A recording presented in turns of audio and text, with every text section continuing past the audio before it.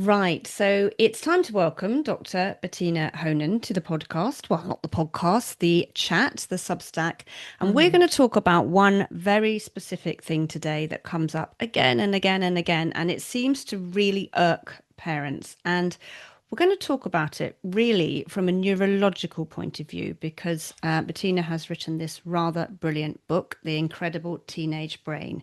So, do you want to tell us, from what you know and your research and the people you talk to, what is happening to the teenage brain during the teenage years, which means, I think, they can't see the mess in their bedrooms? Messy bedroom. Yes. Yeah. So we know that neurologically there's something very specific going on during this time of in brain development. So kicking off around the time of puberty and going through to 25, in fact, there's just been a paper published saying perhaps even 30 Oh, years of yeah. age, the brain is on this very particular setting, and teenagers are driven towards focusing on certain aspects of the world in relation to themselves in particular. Who am I? Who are my people? Who are my friends? What's different about me? This real focus on, am I good enough? And self-identity and also independence, Yes. like I want to do things my way. And this is very typical, it's very normal, and it's actually very adaptive. I mean, I think some of the teenage behaviors are thought of as irritating, and people will say, oh God, I can't bear it, I've got the teenage years coming, because they seem difficult. But actually, when we understand what's going on in the teenage brain, we see that these behaviors are really adaptive, and we want them to be able to work out, who am I? What do I love and what do I hate? So it's this real period of very intense emotions, also very motivationally driven behavior. So teenagers are motivated towards very particular things. You'll see they'll become very focused on things.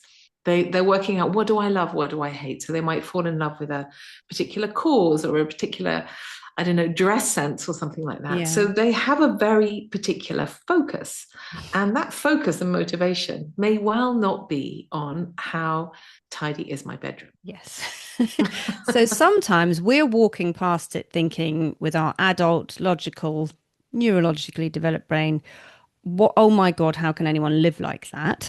Yes. And they probably aren't really noticing it. It's not registering with them in the same No. way. So to get super cross about it, or to maybe in a way accidentally shame them for the terrible mess, because often it's a little unhygienic.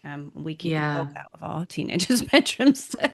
It's not really very helpful for them either, is it? It won't be Uh, a way in which to make it better for them. yeah. Yeah. I mean, what to do and how to deal with it. It's really difficult. I think, first of all, I would say to parents, put on your teen glasses. So the first thing you've got to try and do is see the world through their eyes as opposed to your eyes. Exactly as you say, we have an adult brain. We are seeing things in a very particular way, and they are seeing things in a different way. So I think when you understand the teenage brain, it can help in terms of empathy and understanding. So that's really Yes. important, isn't it? And to take that beat and ask yourself that question, how are Yeah. they seeing it? Now, the other thing that comes up, I think, is privacy. So Yeah. privacy is extremely important to teenagers. I found with my four, they Yeah. guard it absolutely religiously. So if you're in there thinking, "Oh, I'm doing them a massive favor here, tidying up, going through this, folding Yes. that," you and they get extremely cross, or sometimes over cross in your mind. It's an overreaction to what has happened. You're just trying to help in your mind. Um, Tell me why privacy is important to them and what they might be feeling when we step into their bedrooms and start moving things Mm. around. I think this is to do with autonomy and independence. There Yeah. is this drive to do things their way and to work things out for themselves, to begin to problem solve. And it's a great adaptation of the brain as you're getting ready to be an adult where you have to do things by yourself. I remember actually this story of a mum who told me that her daughter was going off on camp and she was so excited and she really wanted to help her and support her. And while she was at school, she went out and she bought all the things she thought she'd love. And she laid them all out on the bed when her daughter got home.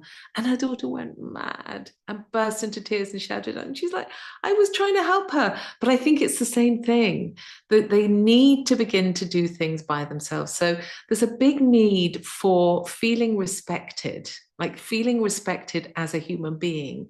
And part of that, and there's quite a lot of research now showing that we need to talk to teenagers in a very particular way.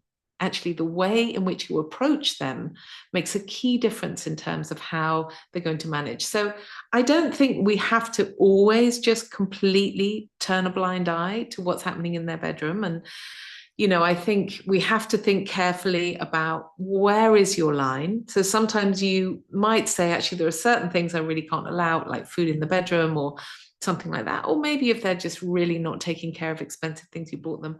But I think it's all about how you approach it and what you allow and what you don't allow. And you can't have too many rules, because they're really going to kick back on that. Yeah. But yeah, would I you know agree? I always say, is this the hill I'm going to die on? Probably not. I mean, there will Right, be others. The times I exactly. think it's worth intervening are when they're doing exams, maybe, and they need space to revise. I've Yeah, always said, can I help you create a space? Would you like me yeah. to help you create a space? But one thing that I am interested to understand, and it comes up Mm, in when parents chat to me about it, is parents often feel it's a huge sign of disrespect mm, to see belongings treated in this way, or to see a room in a house that they own treated this way. I mean, I have rules around, if you're going to be outside of your room and make a giant mess, that's a bit unhelpful for the other siblings and things like yeah. that. But I don't tend to dictate what they do in their room. But why do parents feel it's disrespectful? And how can we take a beat to work out what's triggering us there? Mm. Again, I think that is related to them having their adult glasses on and not having the teen glasses on.